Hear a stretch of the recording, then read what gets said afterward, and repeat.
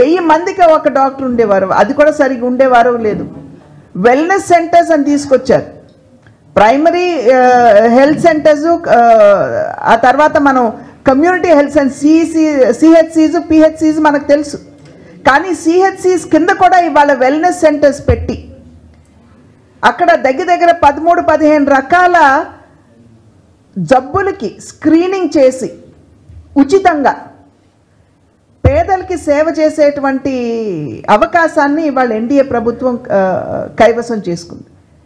కనుక ఏదైతే దీన్ దయాళ్ ఉపాధ్యాయ గారు అందించారు మాకు ఆ మూల సిద్ధాంతం అంత్యోదయ, సమాజంలో ఉన్నటువంటి పేదవాడికి సేవ చెయ్యాలి, దాన్ని యథావిధిగా కొనసాగిస్తూ నిజమైనటువంటి నివాళి ఇవాళ భారతీయ జనతా పార్టీ దీన్ దయాళ్ ఉపాధ్యాయ గారికి అందిస్తుంది.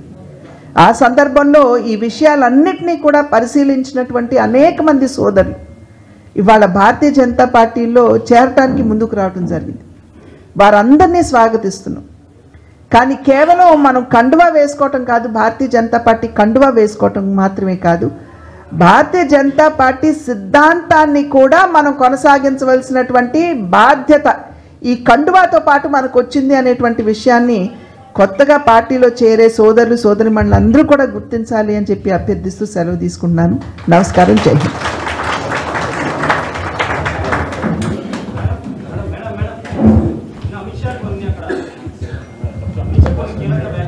దీన్ దయాళ్ ఉపాధ్యాయ గారికి వాళ్ళ నివాళులు అర్పించుకుంటున్నామండి.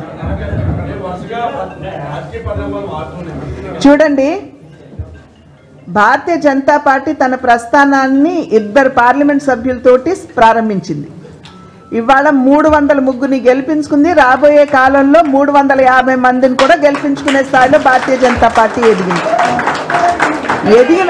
ఎదిగినటువంటి సందర్భంలో ఆ పరిస్థితులకి అనుకూలమైనటువంటి నిర్ణయాలు, అప్పటి పరిస్థితులకి అనుకూలమైనటువంటి నిర్ణయాలు భారతీయ జనతా పార్టీ ఎప్పటికప్పుడు సమీక్షించుకుంటూ తీసుకున్నటువంటి నేపథ్యంలోనే ఈ స్థాయికి ఎదగలిగింది. కనుక అమిత్ షా గారు కావచ్చు, మోడీ గారు కావచ్చు, నడ్డా గారు కావచ్చు, పరిస్థితులన్నిటినీ కూడా సమీక్షించుకునే సరి అయినటువంటి నిర్ణయం తీసుకుంటారు. నేను చెప్పాను కదండి, ఎప్పటికప్పుడు సమయానుకూలంగా పరిస్థితిని బేరీజు వేసుకుని పార్టీ బలోపేతం అయ్యేటువంటి నిర్ణయాలు మా నాయకత్వం తీసుకుంటుంది. నమస్కారం.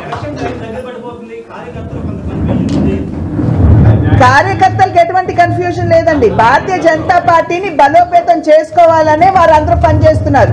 ఇప్పుడు పల్లెకి పోదాం కార్యక్రమం చేపట్టారు, పొత్తుల మీద ఆధారపడి చేయలేదు కదా, వారు పార్టీని స్ట్రెంథెన్ చేసుకోవాలనే వారు చేస్తున్నారు. అనేక కార్యక్రమాలు చేయబోతున్నాం మేము ఇంకా రాబోయే కాలంలో కూడా. అవన్నీ కూడా పార్టీని బలోపేతం చేసుకోవాలి. కనుక కార్యకర్తల్లో కన్ఫ్యూజన్ లేదండి, పార్టీని స్ట్రెంథెన్ చేసుకోవాలనేదే లక్ష్యం.